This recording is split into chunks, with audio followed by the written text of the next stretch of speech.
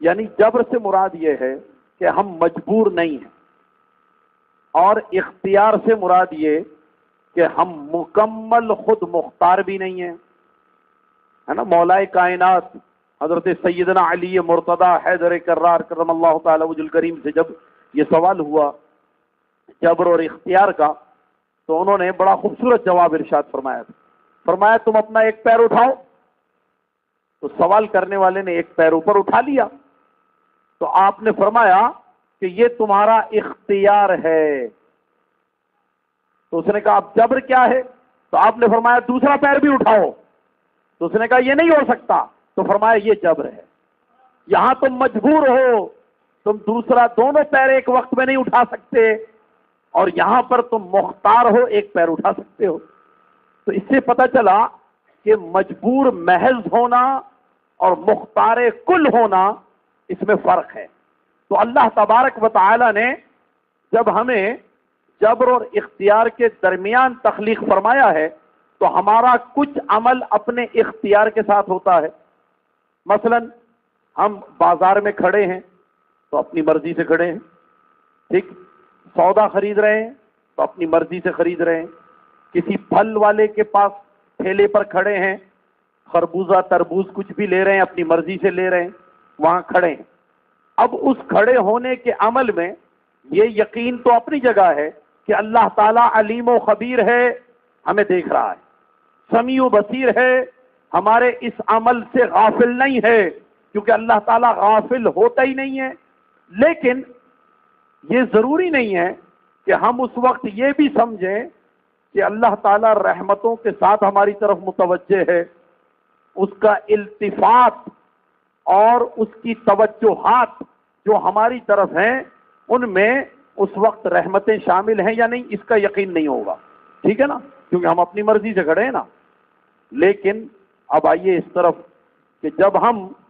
مسجد میں آ کر کے مؤذن کی صدائے الی الحق پر لبیک کہتے ہوئے آ کر کے جماعت میں شامل ہو کر کھڑے ہیں، تو اب ہم جو کھڑے ہیں تو کس کی مرضی سے کھڑے ہیں؟ اپنی مرضی سے نہیں کھڑے۔ اچھا یہ بھی عرض کر دوں، اللہ کی منشا اور مرضی سے بھی نہیں، بلکہ رسول اللہ کی مرضی سے کھڑے ہیں۔ اللہ اکبر، یا رسول اللہ صلی اللہ تعالی علیہ وسلم، یا غوث الاعظم۔ تو اب ہم اللہ کے رسول کی مرضی سے کھڑے ہیں، کیونکہ کھڑے ہوتے ہوئے ہمیں اس بات کا احساس ہے کہ صفیں کس طرح درست ہوں گی۔ سرکار نے کیسے فرمایا تھا کہ اعتدال رکھو اور صفوں کو سیدھا رکھو۔ قیام کے وقت ہمیں احساس ہوگا کہ ہمیں کس طرح قیام کرنا ہے، حضور کے انداز کو اپنانا ہے، حضور کی سنت مطہرہ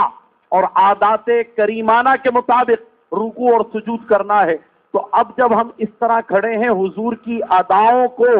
اختیار کرتے ہوئے اور حضور کی اداؤں کی نقل کرتے ہوئے، تو اس بات کا یقین رکھنا کہ اللہ تعالیٰ بے شک وہ بے نیاز ہے۔ اس نے اعلان کیا ہے اللہ الصمد، اس کی بارگاہ سمدیت کا یہ تقاضا ہے کہ وہ کسی کی طرف توجہ نہ کرے، بے شک وہ بے نیاز ہے۔ مگر جب اس کے محبوب کی اداؤں کی نقل کی جاتی ہے تو اللہ تعالیٰ کی نظر رحمت وہاں وہاں ضرور ہوتی ہے جہاں جہاں اس کے محبوب کی اداؤں کی نقل کی جاتی ہے۔ اس اعتبار سے اب یہ بات واضح ہو گئی کہ رسول اللہ علیہ السلام نے جو فرمایا کہ تم نماز ادا کرتے ہوئے یہ سمجھو کہ تم اللہ کو دیکھ رہے ہو، تمہارا ایمان اس درجے کا نہیں ہے تو اتنا یقین تو رکھو کہ اللہ تمہیں دیکھ رہا ہے۔ یہ سرکار نے کیوں فرمایا؟ اس لیے فرمایا کہ تم اپنی مرضی سے تھوڑی کھڑے ہو، تم تو میری مرضی سے کھڑے ہو، اور جب تم میری مرضی سے کھڑے ہو جاؤ گے تو اللہ تعالیٰ تمہیں ضرور دیکھے گا۔ اس بات کا تمہیں یقین حاصل ہو جائے گا کہ اللہ دیکھ رہا ہے۔ رسول اللہ سید عالم صلی اللہ تعالی علیہ وآلہ وصحبہ بارک وسلم نے ہمیں جو اللہ تعالیٰ کے حقوق بیان فرمائے، وہ ظاہر ہے ہم اور آپ سمجھتے ہیں عبادات اور اللہ تعالیٰ کے اس بھیجے ہوئے دین کے مطابق عمل کرنا، لیکن اسی کے ساتھ ساتھ حقوق العباد وہ بھی بیان فرمائے، اور خود رسول اللہ علیہ الصلوۃ والسلام کی یہ شان ہے کہ وہ اللہ تبارک و تعالی کے فیض کا واسطہ ہیں، تو اس واسطہ ہونے کے اعتبار سے حضور کا حق ادا کرنا یہ حقوق اللہ میں بھی شامل ہے، اور حضور مخلوق پر فیض الہی کا واسطہ ہے، اس لیے حقوق العباد میں بھی شامل ہے۔ یعنی اگر اللہ کا حق ادا کریں گے تو یہ فقط اللہ کا حق ہوگا، اور اگر بندوں کا حق ادا کریں گے تو یہ فقط بندوں کا حق ادا ہو رہا ہے، یعنی ماں باپ کا حق ادا کرنا، پڑوسی کا حق ادا کرنا، ہمسائے کا حق ادا کرنا، اپنے دوست احباب ساتھیوں کا، رفیق سفر کا، اپنے ہم مکتب ساتھیوں کا حق ادا کرنا، یہ سب حقوق العباد ہے، ٹھیک ہے نا؟ کسی بھوکے کو کھلا دینا، کسی پیاسے کو پلا دینا، یہ سب حقوق العباد ہیں۔ اور اللہ تبارک و تعالی جل جلالہ و جل شانہ کی بارگاہ میں سجدہ ریز ہونا، اس کے حکم پر، اس کے دین کے آئین پر عمل کرنا، ٹھیک ہے نا؟ روزہ رکھنا، زکوٰۃ ادا کرنا، استطاعت ہے تو حج ادا کرنا، اور دین کے غلبے کی خاطر جہاد کرنا، یہ سب کچھ اللہ تبارک و تعالی کی طرف سے جو عائد کردہ فرائض ہیں، انہی کا تعلق حقوق اللہ سے، یہ اللہ کے حقوق۔ رسول اکرم صلی اللہ تعالی علیہ وآلہ وسلم کی ذات والا صفات وہ ہے کہ جب آپ کا کوئی بھی حق ادا کیا جائے گا، یعنی حضور علیہ الصلوۃ والسلام کا نام نامی اسم گرامی محبت سے لیا جائے، ٹھیک ہے نا؟ تو اس وقت ایک عمل دو شعبوں پر محیط ہو جائے گا، یعنی حضور کا نام لیا یا حضور کا نام سنا اور پھر عقیدت اور احترام کا اظہار کیا، تو ایک عمل میں دو باتیں شامل ہوں گی، یعنی وہ اللہ کا حق بھی ادا کر رہا ہے اور اللہ کے بندوں کا حق بھی ادا کر رہا ہے، اس لیے کہ اللہ کے بندوں میں سب سے پہلا حق ہم پر کس کا ہے؟ رسول اللہ علیہ الصلوۃ والسلام کا، ٹھیک ہے نا؟ انہی کا حق ہے، کیونکہ وہی تو اس کائنات کی تخلیق کے لیے یعنی رہین منت ہیں، انہی کی وجہ سے یہ کائنات بنائی گئی، یہ سب کچھ اللہ تعالیٰ نے اپنے پیارے محبوب علیہ الصلوۃ والسلام ہی کی خاطر کیا نا۔ تو حضور علیہ الصلوۃ والسلام کا حق ادا کرنا گویا اللہ کا بھی حق ادا کرنا ہے اور بندوں کا بھی حق ادا کرنا ہے۔ حضرت حکیم الامت مفتی احمد یار خان صاحب نعیمی رحمۃ اللہ تعالی علیہ وہ بڑی پیاری بات کہتے ہیں کہ ادھر اللہ سے واصل، ادھر مخلوق میں شامل، یہ حضور علیہ الصلوۃ والسلام کی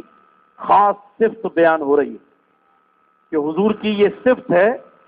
کہ اللہ تبارک و تعالیٰ کے قرب خاص سے ان کا تعلق ہے، ادھر اللہ سے واصل، ادھر مخلوق میں شامل، خواص اس برزخ کبریٰ میں ہے حرف مشدد کا، یعنی جیسے حرف مشدد ہوتا ہے کہ اگر ایک ہم لفظ لے لیں، ایک کلمہ ہے معلم، تو معلم جو ہے اس میں آپ دیکھیں گے، غور کریں گے تو لام 2 مرتبہ پڑھا جا رہا ہے، معلم، کیونکہ لام پر تشدید ہے، یہ لام حرف مشدد ہے، تو حرف مشدد جو ہوتا ہے وہ اپنے ما قبل کو ما بعد سے ملا دیتا ہے، یعنی عین کو یہ لام میم سے ملا رہا ہے، معلم، ٹھیک ہے نا؟ تو بس اسی طرح آقائے دو جہاں مالک کون و مکان سرور مرسلہ حامی بے کساں شفیع مجرمہ صلی اللہ تعالی علیہ وآلہ وصحبہ بارک وسلم کی ذات، وہ گویا اللہ تبارک و تعالی کی رحمتوں اور برکتوں کو لے کر مخلوق میں تقسیم کرنے والی ذات ہے، اور حضور علیہ الصلوۃ والسلام اس طرح مخلوق اور خالق کے درمیان واسطہ ہیں، مخلوق اور خالق کے درمیان واسطہ ہیں، تو گویا حرف مشدد کی طرح ہیں، تو مخلوق تک اللہ کا پیغام پہنچاتے ہیں اور مخلوق کی فریادوں کو اپنے وسیلے سے اللہ کی بارگاہ سے منظور کرا لیتے ہیں۔ اللہ اکبر۔